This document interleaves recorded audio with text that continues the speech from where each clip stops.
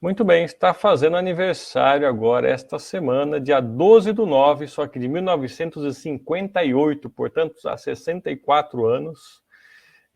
O senhor que está aí na imagem, né, engenheiro eletricista americano Jack St. Clair Kilby, ou simplesmente Jack Kilby, ele demonstra simplesmente o primeiro circuito integrado. Ele começou a trabalhar no Texas Instruments em meados de 1958 e, por sorte nossa, né, ele era um novo funcionário, não tinha direito a férias, ele resolveu começar a trabalhar nas férias dele num projeto. E esse projeto era tentar resolver um problema que existia na época no setor de computação eletrônica chamado tirania dos números. Esse nome, tirania dos números, né, foi cunhado pelo vice-presidente do Bell Labs, porque na época os computadores eram feitos de muitos módulos eletrônicos, todos conectados por fios e cabos, seja cabos de par trançado ou coaxial, e todos esses fios eram soldados à mão. E à medida que os computadores cresciam em complexidade, a quantidade de fios e de soldas que tinha que interligar tudo isso crescia exponencialmente. E o aquecimento? Aquecimento, a confiabilidade, imagina crescendo essas soldas à mão, os fiozinhos, solda que dava problema, o módulo inteiro parava de funcionar. Então, era uma coisa meio sem solução. Aí ele pensou numa ideia: e se eu colocar todos os componentes numa única peça de semicondutor? Acaba com esse mundo de fios.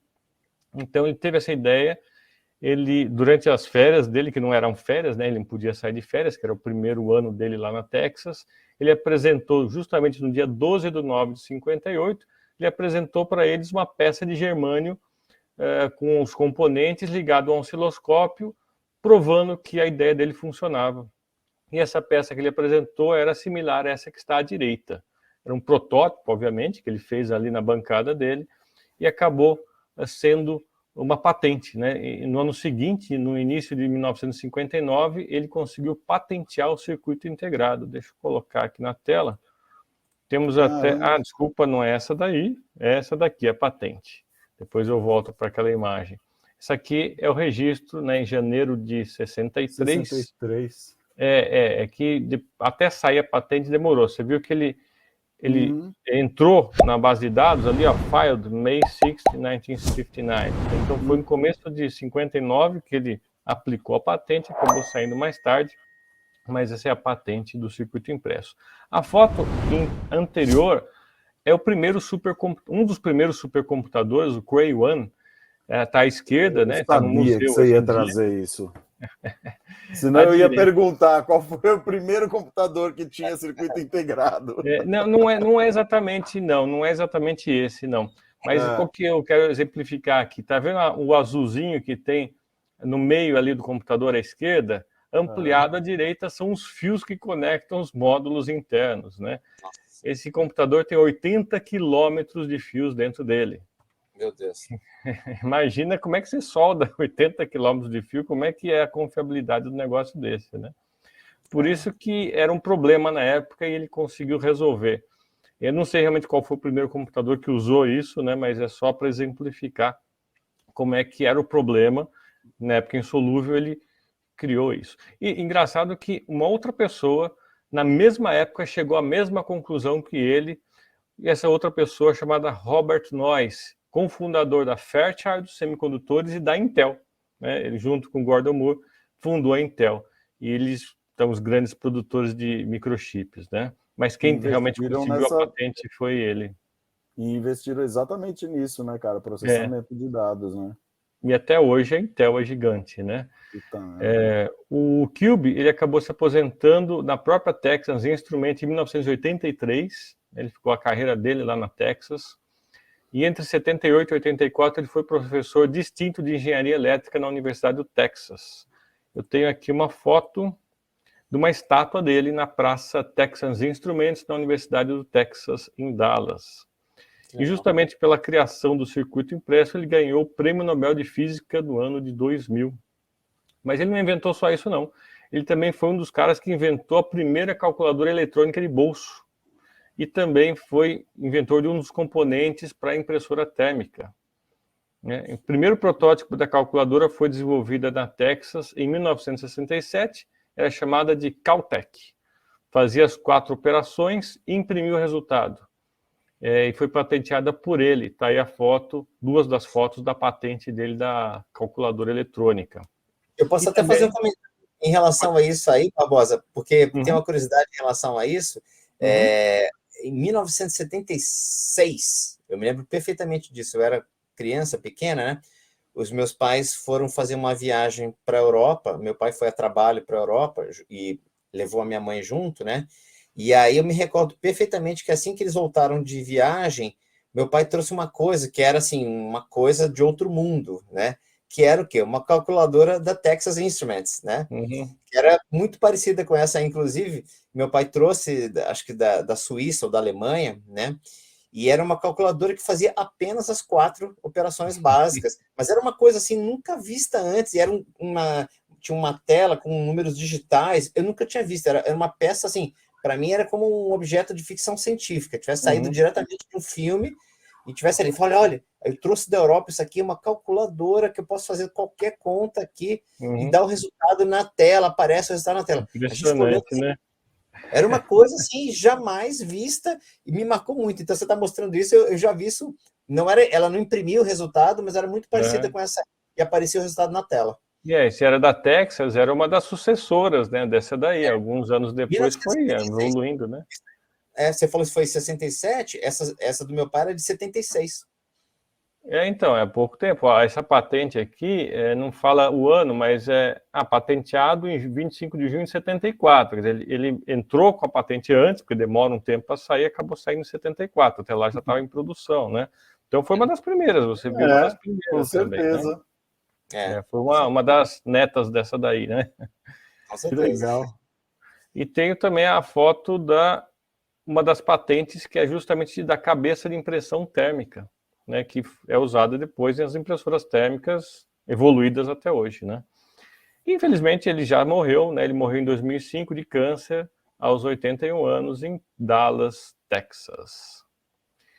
E eu queria aproveitar o gancho, já que eu estou falando de pioneiros aí da computação, rapidamente, falar que também essa semana, quer dizer, hoje, na verdade, que vocês estão vendo, 16/9, só que de 1959 a 63 anos, era lançada publicamente a primeira fotocopiadora de sucesso, a Xerox 914.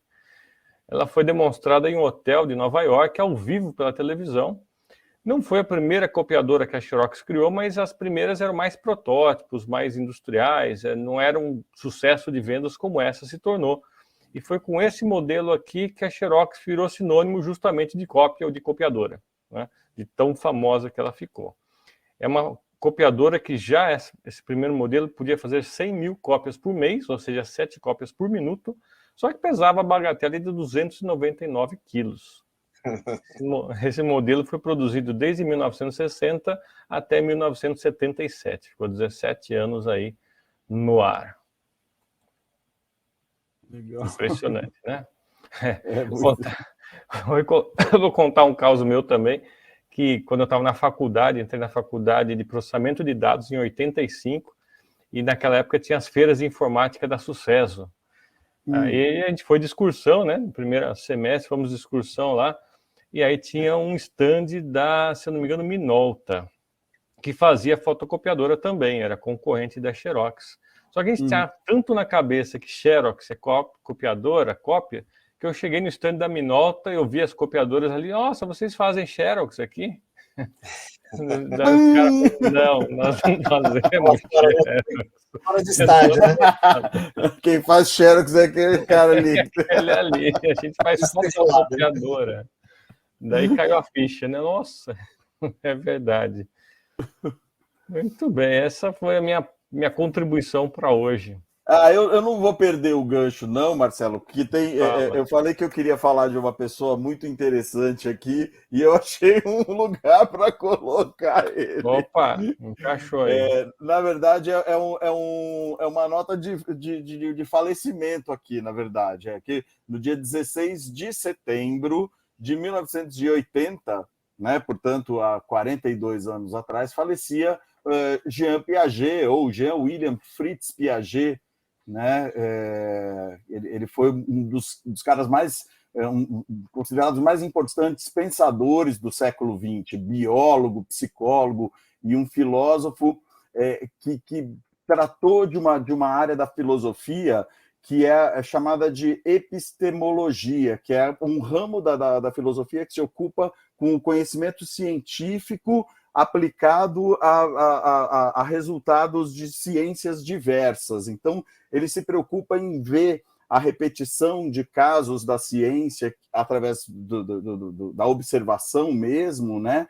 E ele traça dados, né? Então foi considerado um precursor nessa área de entender o comportamento através dessas repetições e conseguir traçar equações, conseguir traçar funções específicas para entender esses desvios de comportamento, né, que a gente coloca. Olha que coisa interessante. E o Piaget, ele tem uma coisa muito interessante, que ele teve um impacto por causa dessa linha de raciocínio no campo da ciência da computação. Eu não sei se o Marcelo, que é bem desta área, né? O Seymour Papert, ele usou o trabalho do Piaget como fundamentação para desenvolver a linguagem de programação Logo, que é uma linguagem de programação visual para criança, uma coisa mais intuitiva. Você sabe disso daí, Marcelo? Não sabia dessa história, não. Novidade para mim. Eu sei Pois que a Logo tinha esse intuito mesmo, né? Mas eu não sabia que tinha envolvimento de Piaget de alguma maneira, não. Pois é, olha que coisa interessante. Tem um outro aqui também. Alan Kay usou as teorias do Piaget como base para o sistema conceitual de programação do Dynabook, que foi inicialmente discutido em Xerox PARC, e essas discussões levaram ao desenvolvimento do protótipo Alto, que explorou pela primeira vez os elementos GUI, ou interfaces gráficas de usuário, que influenciou a criação de interfaces de usuário a partir dos anos 1980. Muito bom. O PARC é o Palo Alto Research Center, né, da Xerox. É o centro de pesquisas deles. Tá vendo? Eu falei que eu ia casar com alguma coisa que você falou volta, aí, cara. Volta, mas cheguei na Xerox. Chegou na Xerox. Vou fazer uma Xerox aí da sua ideia. Então, aí, há 42 anos, a gente perdia essa figura impressionante aí, que era o Piaget, que teve essa contribuição. Uhum.